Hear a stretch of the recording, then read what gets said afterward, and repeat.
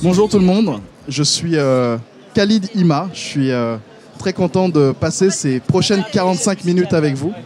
Je travaille au sein de la direction de l'engagement citoyen de KPMG et aujourd'hui sur Vivatech, on a choisi vraiment d'axer cette journée grand public sur l'engagement citoyen et l'impact social, environnemental. Donc on a des jeunes qui sont présents, on a des entrepreneurs sociaux, on a des associations partenaires, on a des institutionnels et on est ensemble pour parler d'engagement. Je ne sais pas ce que cela évoque chez vous aujourd'hui, mais on aura l'occasion d'y revenir. Et l'idée de cette séquence, c'est de parler d'engagement, mais d'engagement pour l'intérêt général, pour avoir un impact social, environnemental, pour finalement répondre à un certain nombre d'enjeux qui nous préoccupent tous. Je suis ravi d'accueillir du coup Laurent Fialon, qui est directeur général délégué de Pro Bono Lab, qui est une association partenaire de la direction de l'engagement citoyen de KPMG, et qui va animer cette session avec nous. Et on a un invité surprise sur cette session, c'est l'intelligence artificielle, c'est ChatGPT, et donc je serai monsieur ChatGPT pour cette session. Laurent, je te donne la parole. Merci beaucoup Khalid, enchanté, bonjour à toutes et à tous, et ravi d'être là effectivement pour animer cette petite séquence prospective et nous projeter dans le futur de l'engagement bénévole. Donc, comme le disait Khalid, je travaille dans une association qui s'appelle Pro Bono Lab, dont je suis le directeur général. Et c'est une association qui promeut et encourage l'engagement bénévole par le partage de compétences. Dans cet exercice prospectif, j'ai la chance de pouvoir avoir deux intervenants. Donc, nous avons Jeanne Bretéché. Jeanne, tu as de multiples casquettes, mais tu es aujourd'hui cofondatrice d'un cabinet de conseil et également cofondatrice, présidente et directrice du Social Good Accelerator, un institut européen, un think and do tank comme on dit, qui promeut le numérique au sein des associations et de l'économie sociale et solidaire plus largement. Tu nous en diras plus tout à l'heure. Et Benjamin Richard, tu es intrapreneur au sein d'une start-up d'État. Pareil, on te posera la question tout à l'heure de qu'est-ce qu'une start-up d'État, qui dépend du coup de la direction de la jeunesse, de l'éducation populaire et de la vie associative. Merci d'être là tous les deux. Comme le disait Khalid, on aura également dans cet exercice l'intelligence artificielle, où on a posé quelques questions également pour avoir son regard, y compris sur ses propres limites ou ses propres défaillances. Donc on verra si l'exercice est intéressant. Pour démarrer tout de suite, on va démarrer avec toi, Benjamin.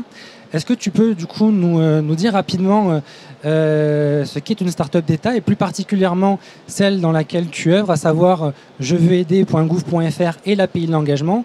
Qu'est-ce qu'une start-up d'État et qu'est-ce qu'est le rôle d'un entrepreneur ? Merci beaucoup Laurent, bonjour à toutes et à tous. Donc je suis effectivement Benjamin Richard, je suis intrapreneur de start-up d'État, donc de jeveuxaider.gouv.fr et de l'API engagement.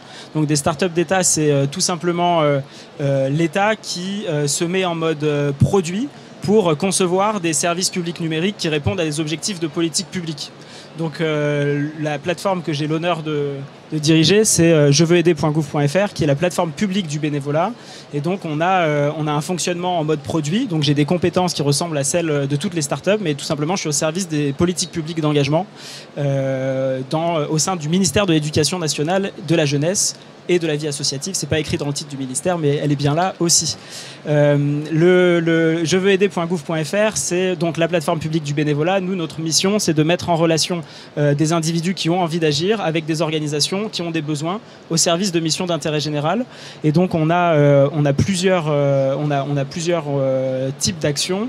On a aujourd'hui 550 000 citoyens qui sont inscrits sur la plateforme. Si vous la connaissez pas, je vous invite à vous inscrire et qui peuvent chercher parmi les besoins d'organisations de différents types, que ce soit des organisations publiques, que ce soit des collectivités territoriales ou des associations ou des entreprises du secteur privé non lucratif qui cherchent des bénévoles sur des missions d'intérêt général. Elles les postent sur la plateforme et vous pouvez y avoir accès, les consulter, les trier selon des critères géographiques, de vos appétences, de vos disponibilités, si vous êtes disponible un jour par semaine ou une fois par an, ou si vous avez envie de faire des missions régulières, ou si vous avez envie de faire des missions à distance, vous pouvez faire des choses depuis chez vous sur votre ordinateur. Il y a forcément un engagement qui vous correspond. Donc voilà, nous, notre métier, c'est de faire vraiment correspondre, de mettre un petit peu d'intelligence et de magie pour faire correspondre les besoins des citoyens avec les besoins des organisations au service de l'intérêt général. Merci Benjamin. On voit et on sait que l'engagement aujourd'hui bénévole, c'est plus le même qu'il y a encore 10 ou 20 ans. Comment est-ce que vous percevez chez Je veux aider ces évolutions?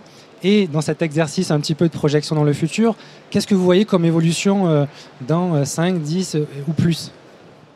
Ouais, alors comme je vous disais, on a quand même 550 000 citoyens sur la plateforme et 14 000 organisations, donc on a la chance d'avoir un volume. Moi, je vais vous parler de ce que je vois de mon œil de plateforme, mais ça fait quand même un volume significatif sur certaines tendances. On a eu depuis quelques années, on a plusieurs changements déjà dans les besoins des organisations. On avait par exemple des besoins qu'on n'aurait pas soupçonnés il y a 20 ans, qui sont très forts en termes de lutte contre l'isolement social, par exemple. Il y a des épidémies de solitude, sur des questions de santé mentale aussi. Il y a pas mal d'évolution de besoins sociaux qu'on n'avait pas anticipés, sur lesquels on ne s'imaginait pas avoir aujourd'hui une action d'intérêt général avec des besoins. On a un changement aussi des profils des personnes qui sont accompagnées.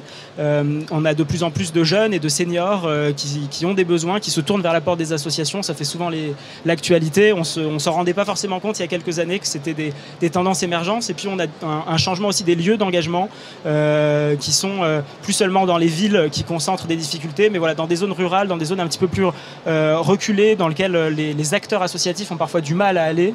On a aussi des besoins qui émergent. Donc avec tous ces changements de besoins, ça suscite un changement des offres d'engagement.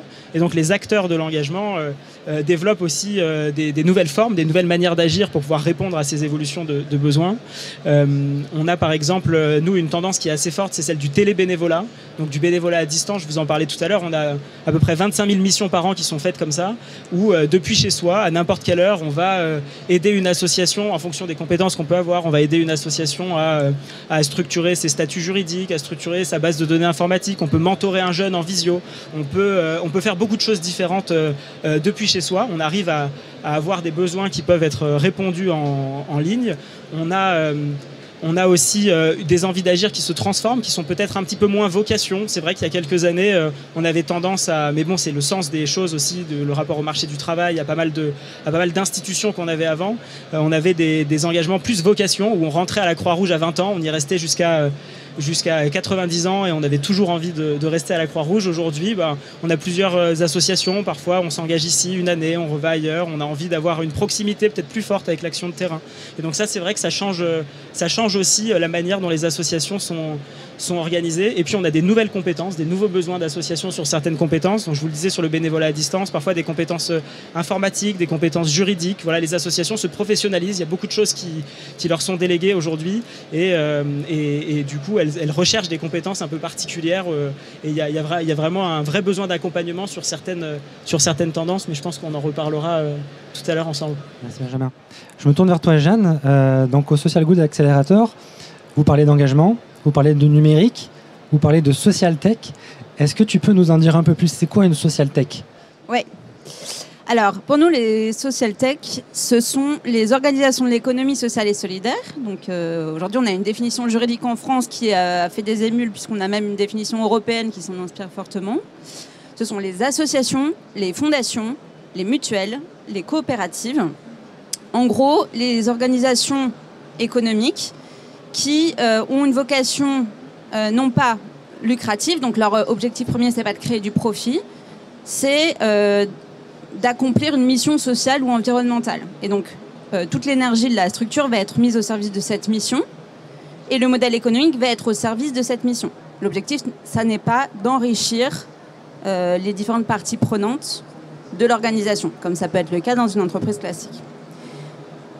Dans l'économie sociale et solidaire, donc, on a la grande majorité, donc le gros des troupes, qui est un peu à l'écart de la transformation numérique. Pourquoi? Parce qu'en fait, c'est une sorte d'impensé politique. Il y a très peu de politiques publiques. Ça commence à bouger depuis, le Covid en fait. Mais très peu de politiques publiques qui sont intéressées à accélérer la transformation numérique des associations ou des fondations. Et on a aussi, nous, dans l'ESS, des champions numériques. On a des organisations à but non lucratif, donc des assos, des fondations ou des coopératives qui ont le numérique comme cœur d'activité, qui ont développé des expertises et qui proposent des modèles alternatifs à ceux du marché parce qu'ils n'ont pas les mêmes objectifs en fait. L'objectif, ça va être de faciliter la démocratie en circuit court entre les élus et les citoyens. Donc ça, c'est ce qu'on appelle les civic tech. Ça va être de transformer l'action sociale en créant des services numériques pour aider les personnes les plus défavorisées à accéder à leurs droits. Ça, c'est Solinum, par exemple. On en a plein, des exemples. Nous, on a identifié 7 familles de l'ESS numérique aujourd'hui. Et j'intègre d'ailleurs les militants, ceux qui contribuent à proposer des contre-modèles numériques, donc qui contribuent finalement à la démocratie numérique. Et on va voir qu'en fait, aujourd'hui, je vais conclure par ça, mais on a quand même un contexte d'élection européenne approchante. Le numérique, c'est un enjeu démocratique fondamental pour l'évolution de nos sociétés. Voilà. Donc les social tech, ce sont ces acteurs qui proposent un autre modèle numérique d'intérêt général. Et en réalité, on travaille beaucoup avec les acteurs publics et de plus en plus. Et il y a vraiment un partenariat que nous, on appelle un partenariat public commun à creuser, à consolider avec les acteurs publics pour proposer un numérique d'intérêt général qui nous permette d'échapper aux dystopies qu'on voit quand même se dessiner petit à petit en prospective, mais on va y venir. Et justement, Jeanne, si on fait cette projection, en fonction de la place que ces social tech pourraient occuper dans l'avenir, de leur capacité à réussir ou à s'imposer plus ou moins par rapport aux grandes compagnies que tu évoquais, comment on peut imaginer le futur de l'engagement? Alors, j'ai peut-être reprendre une définition de l'engagement qui aujourd'hui, je pense, se complexifie. En fait, l'engagement aujourd'hui, les protéiformes, on parle plus seulement d'engagement bénévole. En fait, l'engagement d'un citoyen passe évidemment par le droit de vote. Il faut le rappeler. Évidemment par l'engagement associatif. Donc le bénévolat, ça peut passer par le mécénat de compétences, et là on hybride un peu puisque c'est aussi l'engagement professionnel finalement pour des causes d'intérêt général. Et puis j'ajouterais, et c'est quand même assez corrélé au développement des social tech, l'engagement en tant que consommateur. Vous êtes tous acheteurs aujourd'hui de services numériques. Donc vous pouvez choisir d'utiliser des outils du marché ou des outils alternatifs. Je vais illustrer ça très concrètement. Je ne sais pas combien il y a d'utilisateurs de X ex-Twitter ici présents.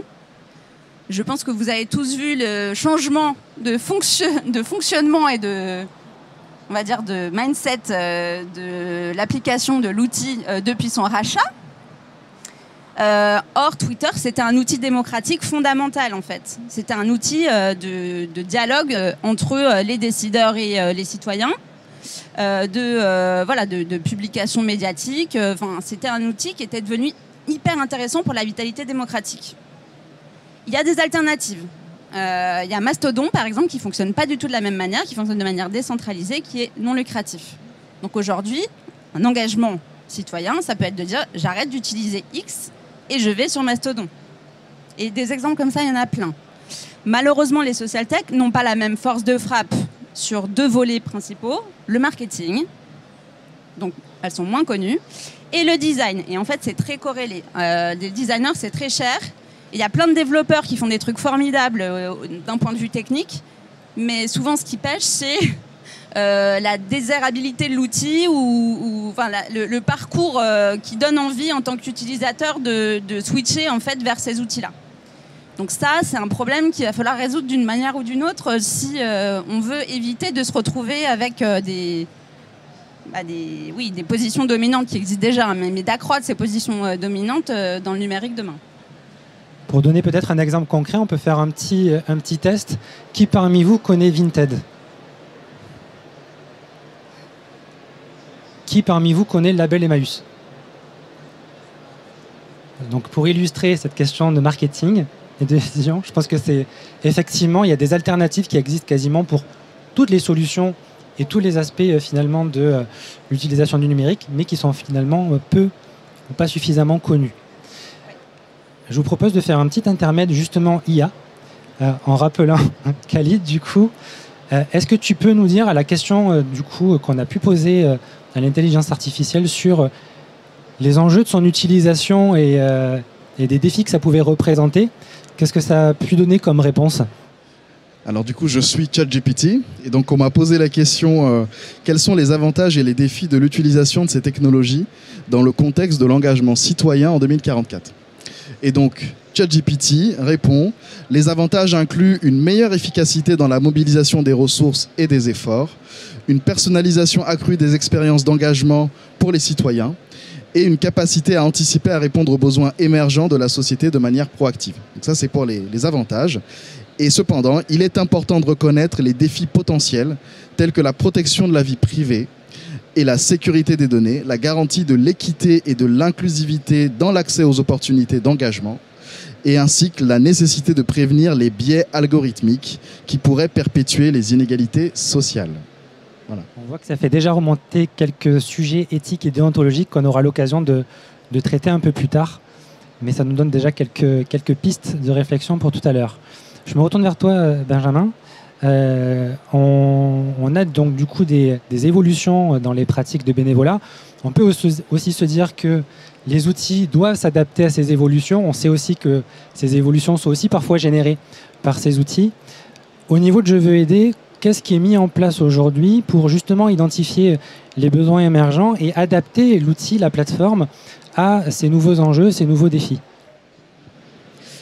Au niveau de Je veux aider, nous on a fait plusieurs choses. Déjà, on essaye de rester à l'écoute de nos utilisateurs. Ça, c'est des bonnes pratiques de produits numériques, mais on essaye déjà de mesurer notre impact, de comprendre un peu les modalités de notre action de la manière la plus précise possible.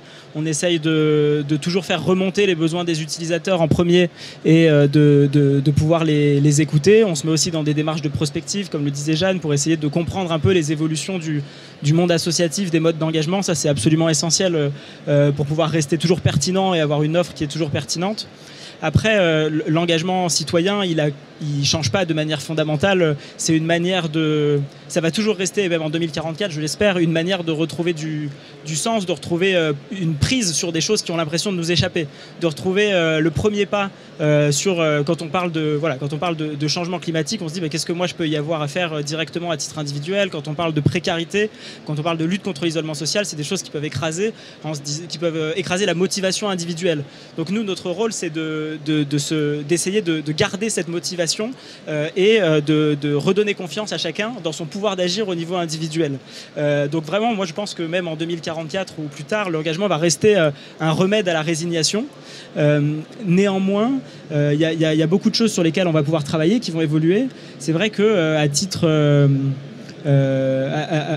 le gros défi, ça va être de faire mieux correspondre les besoins avec les envies d'agir de chacun. Parce que vous, en tant que citoyen, vous vous êtes tous dit à un moment donné, j'aimerais bien faire quelque chose, mais je ne sais pas quoi.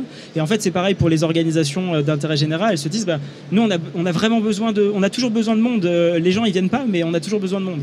Et en fait, le vrai enjeu pour nous, en tout cas, c'est ce sur quoi on travaille aujourd'hui, c'est faire correspondre au plus précis possible ces envies d'agir des citoyens avec les besoins des organisations. Et ça, on a beaucoup d'outils et on compte vraiment sur la technologie pour nous aider à le faire de manière plus fine, mieux comprendre les besoins, mieux comprendre les évolutions, peut-être parfois même les anticiper. On a vu des modèles comme The Sorority par exemple, qui permet, si vous êtes une femme, vous téléchargez l'application, si vous êtes en danger, vous pouvez envoyer en un clic quelque chose et ça envoie une notification push à toutes les personnes qui ont téléchargé l'application dans un rayon de je sais pas combien et ça permet une immédiateté de l'engagement. Tac, vous recevez quelque chose et donc ça permet de faire correspondre un besoin de manière complètement immédiate. Ça, on peut imaginer le généraliser sur d'autres modes d'engagement, arriver de manière plus fine à répondre aux besoins des associations, des organisations, des individus.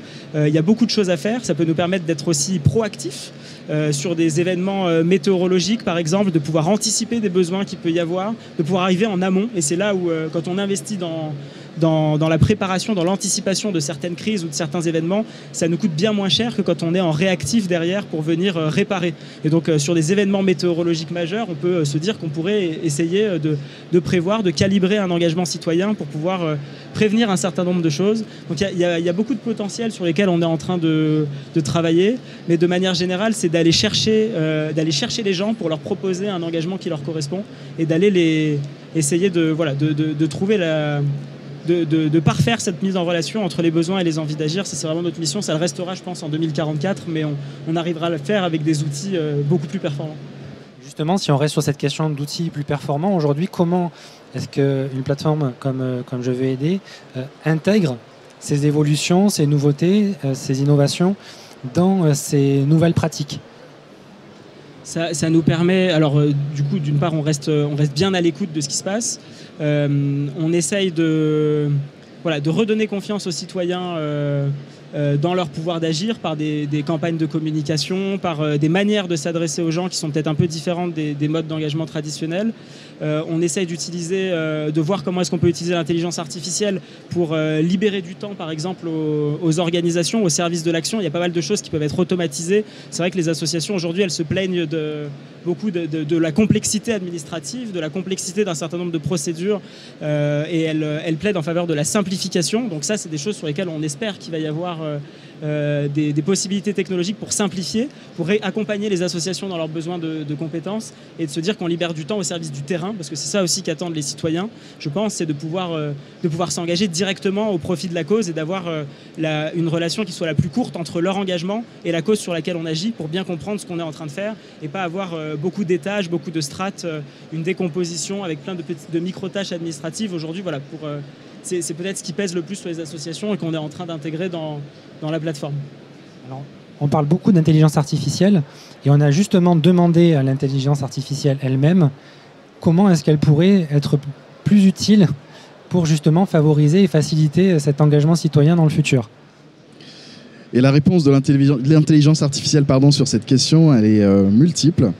L'intelligence artificielle pourrait être utilisée pour analyser de vastes quantités de données afin de détecter les tendances et les besoins émergents, c'est un peu ce que disait Benjamin, au sein de la société, permettant ainsi aux organisations de mieux cibler leurs initiatives d'engagement. Les chatbots et les assistants virtuels alimentés par l'IA pourraient fournir une assistance personnalisée aux citoyens intéressés par l'engagement, en répondant à leurs questions, en les guidant vers des ressources pertinentes et en les encourageant à participer à des actions civiques. Et enfin, les plateformes utilisant l'intelligence artificielle pourraient également faciliter la coordination entre les bénévoles et des initiatives communautaires en identifiant les opportunités d'engagement, en mettant en relation les personnes ayant des intérêts similaires ou complémentaires. Merci ChatGPT. Je me retourne vers toi, Jeanne. On a parlé tu nous as parlé tout à l'heure de ces associations ou de ces structures de l'économie sociale et solidaire qui étaient spécialisées déjà dans la social tech. Au-delà, aujourd'hui, l'engagement, et notamment l'engagement bénévole, c'est essentiellement porté par les associations. C'est peut-être pas aussi simple pour elles d'intégrer du numérique et de suivre toutes ces évolutions et cette transformation, y compris l'IA dont on vient de parler. Comment est-ce qu'on peut accompagner, qu'est-ce que fait le SOGA aujourd'hui pour essayer d'encourager, d'accompagner justement cette transformation numérique et que les associations ne restent pas sur la touche dans l'avenir et que finalement cette question de l'engagement bénévole leur échappe? Oui. Alors, en fait, au SOGA, on dit SOGA, Social Good Accelerator. On est un accélérateur, mais pas comme on l'entend ici à Vivatech. Nous, on cherche à accélérer l'interconnaissance, la création de connaissances, notamment sur les usages numériques des associations. Et les modèles numériques alternatifs, on travaille beaucoup sur la notion de commun numérique aujourd'hui. Et sur ce volet-là, nous, on s'attache beaucoup à l'analyse des usages des données, parce qu'en fait, si on veut utiliser l'IA demain au service de l'intérêt général, il va falloir déjà qu'on permette aux associations de produire de la donnée qualifiée, d'identifier de la donnée utile pour analyser des besoins. Par exemple, il y a de l'open data public qui est super utile pour ça, mais globalement, les assos savent soit pas que ça existe, soit pas l'utiliser. Et donc avoir systématiquement une approche par usage, ça nous semble hyper important. Et donc notre recherche, elle est vraiment concentrée là-dessus. Donc accélérer la recherche collaborative et participative sur ces sujets. Accélérer aussi la création de liens entre les assos qui galèrent dans leur transition numérique et aussi évidemment avec nos champions numériques, parce que les liens ne sont pas évidents. Je vais caricaturer, mais à peine. Dans l'économie sociale et solidaire, on a d'un côté ce qu'on appelle les libristes, donc c'est les utopistes du web des premières heures, hein, le web qui pensait qu'en fait Internet ça allait révolutionner l'humanité c'était un nouveau siècle des Lumières parce que grâce à l'intelligence collective, on allait pouvoir créer une société de la connaissance infinie et augmenter l'humanité, quoi. Bon, c'est pas exactement ça qu'on a vu dans les évolutions. Enfin, un peu, mais vraiment pas que. Mais ils existent toujours et ils proposent ces modèles alternatifs. Mais en fait, c'est des devs, c'est des geeks. Ils sont un peu dans leur monde et ils parlent pas suffisamment d'usage et ils parlent pas suffisamment aux nuls. Voilà, dont je fais partie. Hein. Enfin, j'ai appris à leur parler aux geeks, mais c'était pas forcément intuitif. Et donc, il faut créer ces ponts-là. Donc ça, on essaie de le faire. Donc on fait de l'animation de communauté, on essaie de faire se rencontrer des mondes. Et ça intègre aussi les entreprises qui ont envie de s'engager, ça intègre les acteurs publics qui travaillent sur ces sujets-là, voilà. Et on essaie de créer du projet collectif entre les structures pour combler les trous dans la raquette, et notamment là, sur le sujet des compétences numériques. Parce qu'en fait, on voit qu'il nous faut créer vraiment des socles de compétences ou adapter des socles de compétences aux réalités associatives. Et c'est assez complexe parce qu'en fait, le monde associatif, ça recouvre plein de secteurs différents. Le médico-social et les associations qui travaillent sur la préservation de l'environnement ne fonctionnent pas du tout de la même manière et pas du tout avec les mêmes contraintes, notamment en termes de données personnelles. Voilà, donc c'est des sujets assez complexes et donc nous, on est vraiment une sorte de méta-réseau qui pratique l'intelligence collective pour essayer d'accélérer ces réflexions-là. Et in fine aussi, dernier axe, donner une voix aux acteurs de l'ESS dans la démocratie du numérique. Moi, je vis à Bruxelles et en fait, on travaille beaucoup avec la Commission européenne chez SOGA. Il y a eu une accélération considérable des réglementations numériques ces 5 dernières années, donc au cours du dernier mandat. Je peux vous dire que les associations et acteurs de l'ESS ont globalement été très peu consultés. C'est un sujet. En fait, aujourd'hui, c'est les associations qui représentent les citoyens aussi. Donc, en fait, il faut qu'on prenne notre place dans les discussions sur la démocratie numérique, si on veut voir évoluer le modèle numérique européen dans le bon sens. Petit rappel, échéance, élection européenne le 9 juin. Je continue, Jeanne, sur cette lancée. Tout à l'heure, ChatGPT a commencé à ouvrir la porte de ces questions d'éthique, de déontologie. Comment est-ce qu'aujourd'hui vous les traitez également, ces questions, au niveau du SOGA ? Alors, on ne les traite pas directement, en fait, parce que, en fait, il y a des acteurs qui le font très bien à notre place. Par contre, on essaie de prendre part aux discussions, justement, auprès des députés européens ou des sénateurs et députés français, pour alerter. Mais dans les familles de l'ESS numérique, on a par exemple des acteurs comme les fameux militants que j'évoquais tout à l'heure, la Quadrature du Net, qui va défendre les libertés individuelles. Enfin, en fait, il y a des acteurs qui le font très bien, et donc nous, on ne se substitue jamais à des organisations qui font très bien déjà les choses. Framasoft propose aussi une suite d'outils qui permet de sortir des suites des grands opérateurs numériques que je ne citerai pas et d'éviter en fait de capter les données personnelles. Ah oui, je voulais vous dire aussi, en fait aujourd'hui, tous autant qu'on est, on est bénévoles pour ces grosses organisations. Hein, on leur donne plein de données, on travaille pour eux. Voilà, donc c'est quand même important de le dire. Le bénévolat a aussi changé de forme par le biais des modèles numériques existants et dominants. Voilà, alors attends, j'ai perdu le fil du coup. Sur l'aspect déontologique, donc sur l'aspect déontologique, oui. Sur l'aspect déontologique, on dit effectivement, on a des modèles alternatifs qui sont attentifs et donc qui vont vous permettre de préserver vos données personnelles, qui vont permettre de redistribuer la valeur générée par le modèle économique à une cause ou à des personnes qui en ont besoin. Et donc, voilà, il faut réfléchir à ça. Par exemple, je prends Fairbnb, qui est une alternative à Airbnb, va pas fonctionner du tout de la même manière, en fait. Va bien rémunérer les intermédiaires et préserver l'urbanisme, respecter les communautés locales. Voilà. Donc, en fait, les choix éthiques, pour nous, ils sont là. C'est le choix des outils que vous allez utiliser. Mais on se préoccupe moins, voilà, de donner des leçons, en fait. Il y a vraiment des acteurs qui sont spécialisés là-dessus et on pense que c'est aussi le devoir des gens qui nous représentent politiquement que de proposer des lois et des réglementations pour le faire.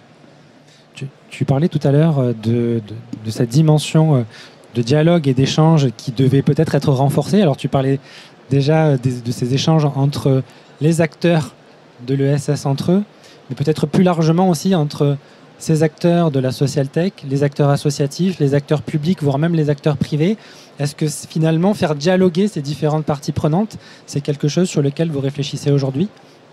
Oui, on essaie de le faire. On a un grand rendez-vous annuel qui maintenant s'appelle Numérique en commun, économie sociale et solidaire, parce qu'en fait, on s'est réunis sous la bannière qui a été créée par le programme Société numérique de l'Agence nationale de cohésion des territoires. Je vais essayer d'éviter les acronymes, qui essaie de rassembler tous ces acteurs du numérique d'intérêt général, en fait. Et donc, on essaie de mettre autour de la table les différents secteurs pour qu'ils puissent dialoguer. Et sur les enjeux de mécénat de compétences ou de bénévolat de compétences, vraiment, il y a beaucoup de choses à faire, notamment parce qu'en fait, on part quand même rarement des usages. En fait, ce qui se passe, et je vais encore caricaturer, mais pas tant que ça, parce que je l'ai vécu, c'est que quand on bénéficie d'un mécénat de compétences numériques dans une association, en gros, ce sont des ESN, on dit maintenant, donc des entreprises de conseil numérique qui vont détacher des consultants qui sont en intermission. Le problème, c'est que ces consultants, ils vont calquer leur méthode de travail client sur des associations et ça ne marche pas. Donc il faut éduquer aujourd'hui les entreprises mécènes du numérique pour leur faire comprendre qu'on ne peut pas accompagner une association comme on accompagne une entreprise. C'est pas possible. Les associations n'ont pas les mêmes ressources à mettre sur la gestion du projet numérique. Elles n'ont pas le même niveau de compétences. Elles n'ont pas les mêmes besoins, en fait, tout simplement. En fait, leurs usages, leurs besoins ne sont pas les mêmes. Et donc, là, il y a un champ hyper vaste. Et puis, j'ajouterais que ce qui serait super intéressant, c'est d'essayer de créer des modèles où on fait de l'idéation collective de besoins. Les plateformes, aujourd'hui, ce qu'elles font, c'est qu'elles standardisent des besoins. C'est comme ça qu'elles gagnent leur vie, en fait. Et on pourrait faire ça dans l'associatif, mais il n'y a pas aujourd'hui de format qui permettent de dessiner un site web ou une application à plusieurs associations qui ont des besoins similaires et de se dire on va faire un socle et puis après si on doit développer des fonctionnalités pour répondre à des besoins spécifiques, on le fera, mais on aura déjà le socle et on aura mutualisé les ressources. Et éventuellement le financement de tiers acteurs comme les entreprises ou l'État. Voilà. Et ça, c'est sûr que c'est pour moi, aujourd'hui, quelque chose qu'il faudrait créer. Merci Jeanne. Sur cette dimension partenariale, j'aimerais bien aussi avoir le regard côté public. Comment est-ce qu'aujourd'hui vous travaillez sur cette dimension justement multipartie prenante au sein de vos sujets ? C'est absolument essentiel. Enfin, le secteur public ne fait pas à la place d'eux, surtout quand on est une plateforme d'intermédiation. Nous, l'objectif, c'est vraiment de laisser chacun à sa place, en responsabilité, faire ce qu'il sait faire. Et en particulier sur l'engagement, il y a une dynamique qui est très positive, qui est que ça vient infuser beaucoup d'organisations de nature différentes. Les entreprises font de l'engagement, les collectivités font de l'engagement, les associations font de l'engagement, mais chacun fait son engagement. Et donc voilà, la mission qu'on s'est donnée, nous, c'est vraiment d'arriver à faire coopérer tout ce monde-là ensemble. Il y a la deuxième start-up que j'ai l'honneur de piloter, dont on n'a pas parlé, qui est l'API Engagement, qui connecte ces différents acteurs de l'engagement et qui fait en sorte que quand vous allez par exemple sur la plateforme Bénévolat Lille, vous retrouvez des offres de bénévolat de plein d'annonceurs différents. Quand vous allez sur jeveuxaider.gouv.fr, vous retrouvez des offres de bénévolat de plein d'annonceurs différents qu'on peut pousser. Quand vous allez sur LinkedIn aussi, par exemple, de temps en temps, vous avez une petite offre de bénévolat qui se glisse dans votre recherche d'emploi. Donc on essaye de travailler avec différents types d'acteurs pour venir au service de l'engagement, montrer une sorte de vision commune et éviter les dynamiques de concurrence qui peuvent venir amoindrir un peu les bonnes volontés. Donc voilà, nous, la dimension partenariale, elle est clé, elle est socle. On peut pas on n'a pas vocation à être l'État à faire à la place d'eux. On essaye vraiment de laisser chacun en responsabilité et de simplement venir donner les outils, intermédier, accélérer les choses qui sont en place, mais on ne se substitue pas aux expertises des uns et des autres. Donc voilà, le partenariat est vraiment un socle de notre action. Merci beaucoup tous les deux. Avant de vous laisser la parole pour un petit mot de la fin, on a également interrogé du coup ChatGPT sur cette question d'éthique et de déontologie en lui demandant justement quels étaient les principaux risques qu'elle identifiait. Donc je te relaisse intervenir, Khalid. Donc je prends ma casquette encore une fois ChatGPT. Donc à la question comment l'IA peut compléter ou améliorer les efforts humains en matière d'engagement citoyen en respectant les valeurs éthiques et de transparence. L'IA répond. L'IA peut compléter les efforts humains en offrant des capacités d'analyse et de traitement des données à grande échelle, ainsi qu'en automatisant certaines tâches administratives, ce qui permet aux organisations et aux individus de consacrer davantage de temps et de ressources à des activités à forte valeur ajoutée. Ensuite, pour respecter les valeurs éthiques et la transparence, il est essentiel de concevoir et de mettre en œuvre des systèmes d'IA qui sont équitables, responsables et redevables. Cela implique de prendre en compte les préoccupations éthiques dès la conception des systèmes, d'assurer la diversité et la représentativité des données utilisées et de fournir des explications claires sur le fonctionnement des algorithmes aux utilisateurs que nous sommes. Et on ne peut que appeler de nos voeux ces pistes de solutions. Merci beaucoup, Khalid, pour cette dernière partie. Avant de terminer cet atelier, j'avais envie de vous redonner la parole pour un petit mot de la fin. Est-ce que si vous aviez un message à faire passer pour tous nos participants, participantes, quel serait-il? Je te laisse peut-être la parole, Jeanne. Peut-être des sujets d'actualité. Oui. Donc je vais redire ce que j'ai déjà dit 3 fois depuis que j'ai commencé à parler. On a des élections hyper importantes puisqu'en fait les décisions sur le modèle numérique et la réglementation, elles se prennent beaucoup à Bruxelles et de moins en moins en fait au niveau national. Ce qui est plutôt une bonne chose parce qu'en fait on est plutôt plus rigoureux à Bruxelles qu'à Paris ou ailleurs. Néanmoins, voilà, je vais reprendre le modèle que j'avais préparé. Si en fait il n'y a pas de réglementation demain, en gros on peut se retrouver en 2044 puisque c'est la question de départ avec une IA qui ne va faire qu'accélérer la numérisation et la dématérialisation des services et se retrouver dans une société, je ne sais pas si vous avez vu le film Ready Player One, mais où chacun est derrière son ordinateur, complètement individualisé, où la solidarité aura disparu, où voilà, l'action collective aura disparu, la conscience politique aura disparu. On va tous se retrouver en fait complètement esclaves de grandes entreprises dominantes et capitalistes. Et donc pour éviter ça, il faut qu'on se fixe d'autres horizons et qu'on pose des limites, en gros. Donc ça, c'est vraiment le rôle des députés européens et de la Commission européenne, parce qu'ils fonctionnent ensemble et de manière un peu différente au fonctionnement de la démocratie en France, mais ça fonctionne. C'est vraiment leur rôle que de poser les limites. Voilà. Et dans ce qu'on pourrait attendre de positif de l'IA, typiquement, avec les gains de productivité gigantesques qui vont advenir, on est déjà en train d'assister à ça, mais ça va être exponentiel, on pourrait demain créer un revenu universel. Il y avait un candidat au présidentiel qui l'a proposé un peu trop tôt peut-être, mais aujourd'hui c'est beaucoup moins utopique parce qu'on a l'IA qui arrive, qui est beaucoup plus concrète.